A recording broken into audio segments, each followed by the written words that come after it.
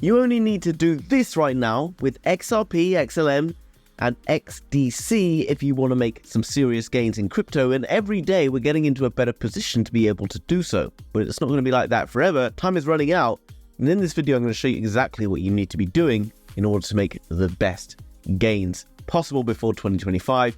Hit the like button, and let's get into it. Now guys, as we look at crypto bubbles, I just want to point out the crypto market is looking pretty dark and ominous these days, and it can be very scary if you're new to the game. I made this video on Casper the other day, and this video on hbar the other day. And the reason I made them is because Casper was heavily overextended, and that's why it's heavily now in the red, and hbar was also heavily overextended. It is now heavily in the red as well. Now, what people fail to understand, and I've been addressing some comments on like Casper videos I've seen, is people are like, oh, this might be true for that coin, this might be true for that coin. The only thing that is true for every coin is that it literally works on a supply and demand model. Now, when we talk about charts, this might be a little bit far-fetched, but this is very important. There's something called wisdom of the crowd, which you may have never heard of.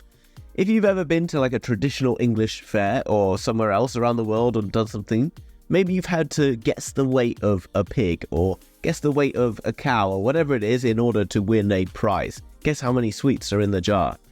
And ultimately, everyone has an answer that's pretty random, pretty different from the actual number. But if you take the group and you give it down to an average, it's scientifically proven, pretty much every single time, the result of the average is near enough the exact answer. So if, the pig is like 50 kilos and the random, someone says it's 120 and someone else says it's 30 and whatever, eventually the mass average from the thousands of people that guess will always be pretty much accurate to the actual weight of the pig. And you're like, what on earth is this bloke been doing the last few days? It makes sense, guys. What I'm getting at is the mass think of the crowd is what is represented on a chart. So the actual value of a currency at a given time is what the group perceives it to be. Now, this is very important because actually, it's not really specifically about the particular project and, how good you think that project is and all those other things. Because when it starts to get too expensive, there are people out there who will think it's overpriced. So while you're thinking, oh, it's undervalued, it needs to go higher, there's other people who think differently from you. And remember, the average always gets narrowed down to the exact weight of the pig. This is true in charts. And this is why chart analysis is important, because charts show you the value of a product. But remember, the more a chart pushes towards the downside, the more it will reach a point at which more people will start to think that it is worth more, and therefore they'll start to buy it, and that will ultimately push the price up. Why is this really important for us? XLM, XRP, and XDC right now are looking extremely interesting. They've got a bit quiet because they all benefited from a period of time, the excitement of all that ISO 20022 stuff. We also saw the kind of the court case stuff going on with XRP, all very exciting. These are three projects which I believe going forward are going to be the center of crypto. Now, people who don't know anything about crypto talk about Bitcoin and Bitcoin's a Ponzi. Theoretically, this might upset people, but I kind of do believe that maybe it is a bit of a Ponzi, in that it does rely just on people buying into it. Now, I still think it's a good thing. I still think it's valuable because people want to buy it. And you could argue that anything really is a Ponzi. The difference is XRP, XDC, XLM, they're all going to be driving into a narrative that's going to be starting to use mass, which I pretty much believe to be what is going to be mass adoption driven forward in the next coming years or so. And what we're seeing right now is very important. So we'll start with XDC before we get onto the other ones. What you can see right now is XDC has been in a very interesting position. We've had all of this kind of aggressive buying pressure. This, remember, is big money causing these spikes towards the upside. And what you can see is as we start to tail down, we're losing strength, losing momentum, it will reach an area at some point that is very key for us. And actually, I think XDC might be arriving into that area pretty soon. Now, what we can see in terms of an area of interest in here is quite broad. You can see that there was an area from here at which we got big buying pressure, but we also got big buying pressure coming out of here. We also got further confirmation of this here and then into here. So in terms of a buy zone for XDC right now, you would say that it could exist where we are right now, or it could exist slightly lower down. Now, in terms of that particular band, we can see that maybe there's another 9% towards the downside in this area. I think the XDC is suddenly going to find support somewhere in this area. And what I'm looking for to confirm whether or not it's going to happen is something like this happening towards the downside. Now, what we can see right now, as we continue to just get these candles sliding, what I'm likely to do is I'm going to set an alert somewhere around this area down here, around 47 cents, because I think we are going to continue to slide a little bit lower. But what we're going to eventually happen is we're going to get down, and suddenly you're going to see a big bit of volume. You're going to get a candle that looks like that with a wick towards the downside, and you're going to get another one that points towards the upside like that. And that's where you could potentially have a reversal. And what we need to be doing is buying into that fear, that people who are sitting there going, oh my God, I bought up here, and every day they've been looking and they've been feeling worse and worse and worse and worse. And we need to just be like waiting and waiting and waiting. And then suddenly they're going to sell off, feeling all scared and sad and, upset. And we're going to feed on them. Okay. Sounds mean, guys. We're going to feed on the weakness, and then we're going to get strong from it. Okay. Bit of an analogy for you. I know people don't like this, but this is how crypto works. You can't make money unless someone else loses it. Okay. So you need to be ready to feed on the weakness that is out there, and it will be happening, because all those people who were like in the comments weeks ago going, oh, you don't know anything about, hbar and Casper, it's different from everything else. You're full of shit, guys, because look, Casper did the same. Casper right now is now printing a hell of a head and shoulders pattern. And, since that top where that video came out the other day, currently it's down, 30% nearly.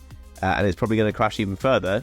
And we just need to be ready to feed on the people when it gets down into this zone across here, and then we can buy in, because then Casper's going to go like that. When everyone up here who is buying starts to get scared and shaken out down here, we feed on them, okay? Do the opposite of what everyone's trying to tell you to do. Very straightforward.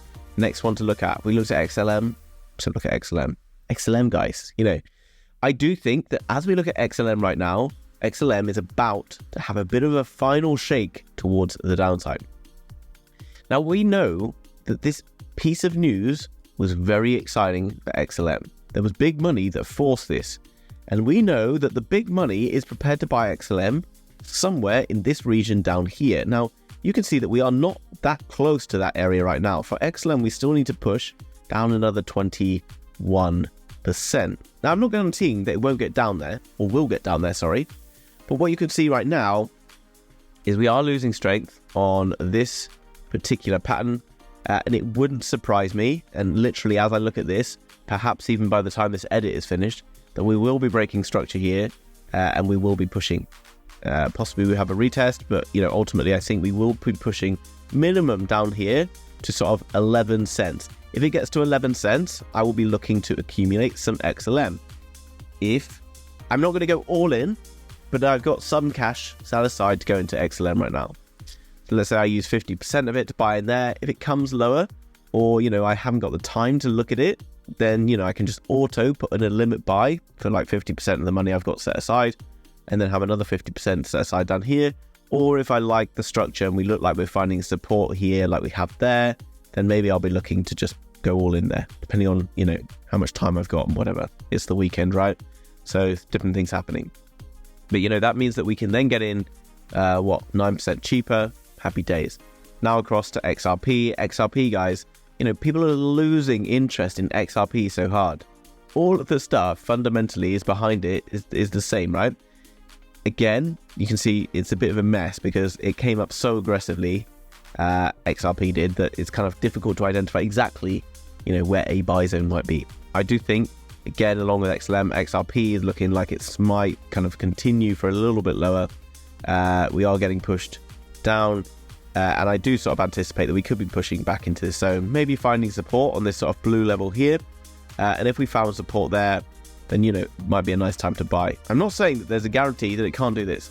I'm just saying that you're going to be much better off buying into these buy zones, and if it continues lower, then yeah, we've got to go make some more money, guys, somehow, and then push that money into new projects. the lower they get. All you need to be looking at right now is knowing that in the future, these coins are going to be worth significantly more than they are right now. And every penny it gets lower, we should be happy about that. If we've done our research and we're not just trying to make quick money in crypto, which you probably shouldn't be, then you can be investing slowly. And then when you get the pumps, maybe you get the pump next week and then you make quick money. But you don't know that that's going to happen. You just know that it's going to be worth more than it is right now in the future. XDC, XLM, and XRP are good places to look. Now guys, there's something really exciting coming up next week with the House of Crypto, and I'm going to start doing live Zoom calls for all of the guys who are inside of FriendTech.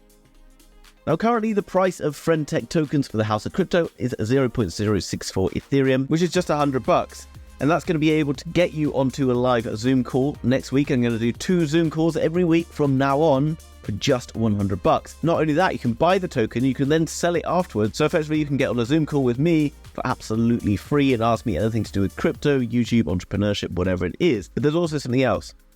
If you're early and you buy into those tokens before the rest of my community do, who want to get on those calls, then the price goes up every single time people buy more tokens. And that means that you could actually maybe get out and sell your tokens for much more than you bought them for. Last week, a couple of guys made like $300 or $400 from like a $50 investment in one day just by doing a similar thing. So if you want to get involved in those Zoom calls that are happening next week, and also maybe make some gains on those tokens, then make sure you go across to FriendTech. Search for my profile, which is the House of Crypto 3, you can see here, and then you can get in on those calls. So guys, I hope you enjoyed that video today. Just a bit of a calming moment in this scary looking place right now.